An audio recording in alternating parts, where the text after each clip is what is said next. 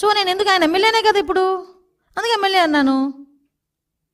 ఇప్పుడు చంద్రబాబు నాయుడు గారు ముఖ్యమంత్రి అండి, చంద్రబాబు నాయుడు గారు ముఖ్యమంత్రి అంటాం కానీ ఆయన ఎప్పుడు అప్పుడు మాజీ మధ్యలో లేరు కదా, మాజీ ముఖ్యమంత్రి అనం కదా. ఇప్పుడు ఏ డిజిగ్నేషను అదే కదా. ఇప్పుడు నన్ను హోమ్ మినిస్టర్ అంటారు కానీ మాజీ ఎమ్మెల్యే అంటారు కదా. అలాగే నేను చెప్పాను అంతే. అని ప్రతిపక్ష నాయకుడు కాదు, ప్రస్తుతం MLA, Pulivendula MLA. Any doubt?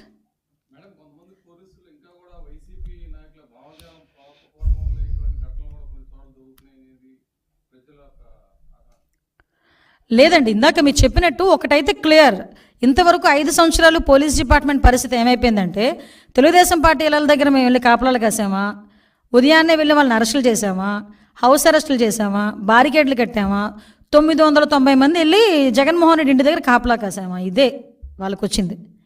కానీ ఇప్పుడు వాళ్ళ రెగ్యులర్ డ్యూటీస్ ఏంటి అన్న విషయంలో ఇప్పుడు వెళ్తున్నారు కాబట్టి కొంచెం అటు ఇటు బ్యాలెన్స్ చేయడానికి కొంచెం టైం పడుతుంది. నాకు తెలిసి స్ట్రీమ్ లైన్లోకి వచ్చారు పోలీస్ డిపార్ట్మెంట్ అంతా. కాకపోతే లాస్ట్ 5 సంవత్సరాలు పోలీస్ వ్యవస్థని నిర్వీర్యం చేసి పాడేశాడు. మీరు నమ్ముతారా, నేను ఇందాక చెప్పాను, ఫింగర్ ప్రింట్ ఒక అథెంటికేషన్ ఒక మిషన్ ఉంటుంది. అది కనుక ఒక క్రిమినల్ ఎవరైనా దొరికితే వాడికి ఫింగర్ ప్రింట్ పెడితే వాడు ప్రీవియస్ క్రైమ్స్ అన్నీ కూడా వచ్చేస్తాయి బయటికి. అలాంటి వాటికి డబ్బులు ఇవ్వలేదని, డబ్బులు కట్టక అవన్నీ కూడా మూలన పడిపోయినాయి. సీసీ కెమెరాస్, నాకు ఉదయం ఒక అతను ఫోన్ చేశాడు, అమ్మ నా కారు అద్దం పగలగొట్టి విజయవాడ దుర్గగుడి దగ్గర కారు అద్దం పగలగొట్టి ఒక బ్యాగ్ తీసుకెళ్ళిపోయారు అంటే నేను అన్నాను అనమాట, పోలీస్ కంప్లైంట్ ఇచ్చారంటే, మేడం అక్కడ సీసీ కెమెరాస్ పని చేయట్లేదంట మేడం. సీసీ కెమెరాస్ కూడా వాటికి కూడా డబ్బులు ఇవ్వలే. సీసీ కెమెరాస్కి కనీసం పోలీసుల వెల్ఫేర్కి కూడా కనీసం ₹1 కూడా ఈరోజు వరకు ఇవ్వలే, పోలీస్ వెల్ఫేర్కి కూడా. సో అటువంటి సిచ్యువేషన్లో పోలీస్ డిపార్ట్మెంట్ ఫోరెన్సిక్ ల్యాబ్స్ లేవు. ఇలాంటి సిచ్యువేషన్స్లో పోలీస్ డిపార్ట్మెంట్ మాత్రం ఎంతవరకు పరిగెడుతుంది? లాస్ట్ టైం దాన్ని ఏం చేశారంటే దాన్ని అలా నిర్వీర్యం చేసేసి వాళ్ళ పనులకు చేసుకోవడానికి ఉపయోగించుకున్నారు డిపార్ట్మెంట్ని. ఈరోజు అలా కాదే.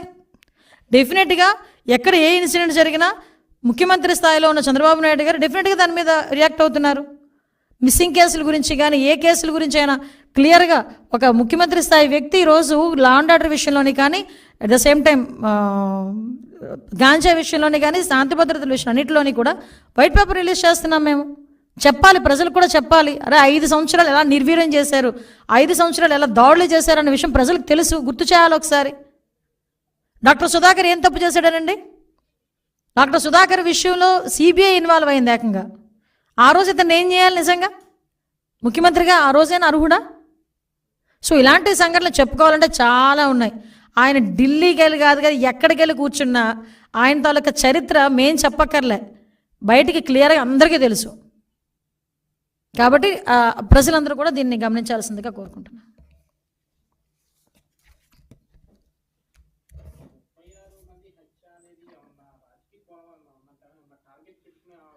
లేదండి, ఆయన నోటుకు వచ్చింది మాట్లాడాడు. ముందు 31 అన్నాడు.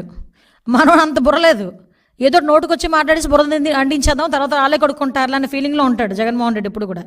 ముందు 31 అన్నాడు, క్లియర్గా చూడండి. అది వెనకాత నుంచి కాదు 36 అని ఎవరు ఇంటి ఇచ్చారు. 36 అన్నాడు. 36 రాజకీయ హత్యలు అంట. చెప్పమనండి, ఎక్కడ రాజకీయ హత్యలు ఏమి ఉన్నాయి?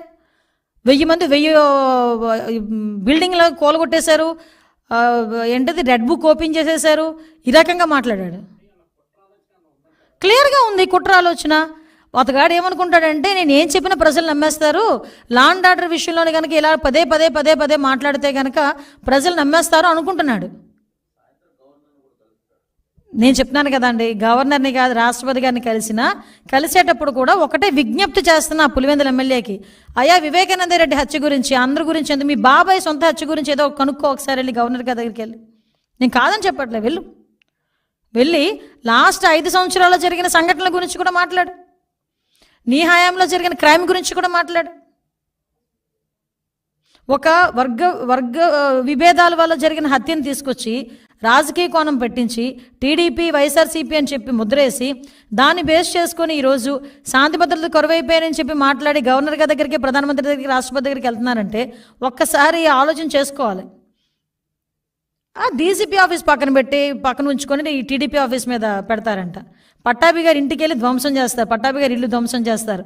మా తెలుగుదేశం పార్టీ వాళ్ళ మీద దాడులు చేస్తారు, కొడతారు, చంపుతారు, ఇవన్నీ చేశారు.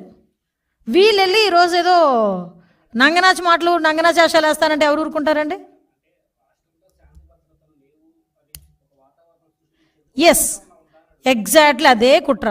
వాళ్ళు ఎలా ఫీల్ అవుతున్నారంటే శాంతి భద్రతలు లేవు అనేది క్రియేట్ చేసేస్తే సెంట్రల్ గవర్నమెంట్కి ఇలాంటివన్నీ ఎవడో ఎందుకు పనికి మాలినోడి చేత 2-3 ట్విట్టర్లో వేయించుకుంటాడు. ప్రజలందరూ ఇలాగే చేసేస్తున్నారు, ఇలాగే జరిగిపోతుందని చెప్పేసి ఒకటి క్రియేట్ చేసేసి దాన్ని వాడుకుందాం అని అనుకుంటున్నాడు. అంతకు మించి ఇక్కడ చంద్రబాబు నాయుడు గారి పరిపాలన ఎలా ఉంటుందో అందరికీ తెలుసు. తీసుకోవాలి, డెఫినెట్గా తీసుకుంటాం. అందుకే కదా ఇందాక చెప్పాను, గవర్నమెంట్ మీద తప్పుడు ఆరోపణలు ఎవరైనా చేసినా వాళ్ళు శిక్షకు అర్హులు, కంపల్సరీగా చట్టపరమైన చర్యలు తీసుకోబడతాయి.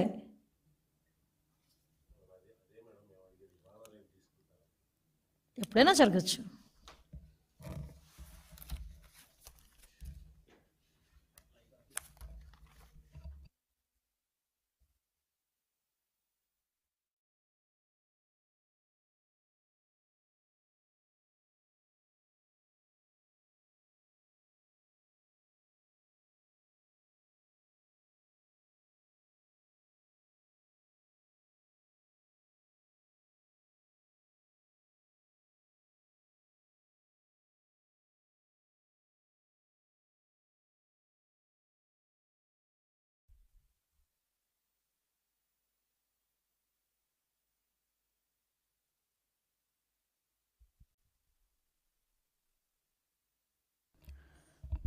అందరికీ నమస్కారం.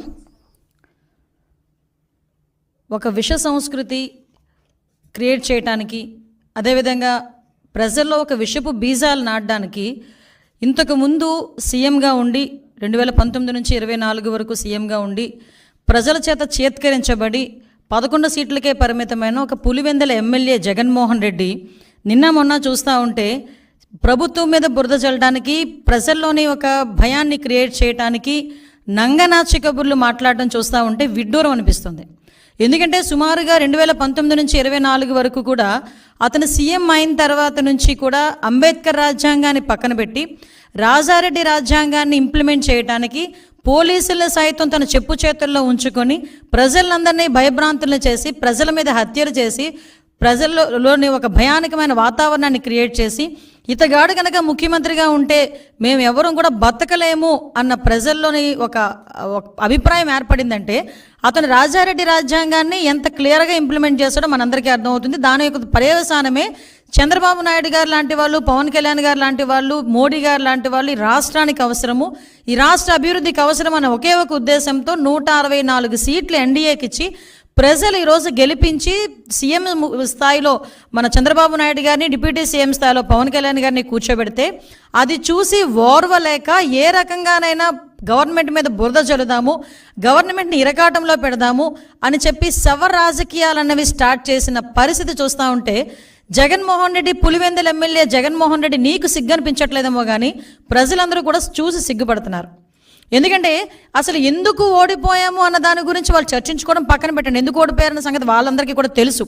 కానీ ఈరోజు ఎక్కడో ఒక మాచర్లలోని వర్గ విభేదాల వల్ల జరిగిన ఒక హత్యను తీసుకొచ్చి దాన్ని వేదికగా మార్చుకొని ఏదో రకంగా తిరిగి తీసుకొచ్చి నంగనాచి కబుర్లు మాట్లాడాలి, ప్రజల్లోని మళ్ళీ ఒక భయాన్ని క్రియేట్ చేయాలి అని చెప్పి బురద జల్లే కార్యక్రమానికి శ్రీకారం చుట్టడానికి అని చెప్పి ఒక డైవర్షన్ పాలిటిక్స్ చేయడానికి ఈరోజు మళ్ళీ జగన్మోహన్ రెడ్డి ముందుకొచ్చి మొన్న మీటింగ్లో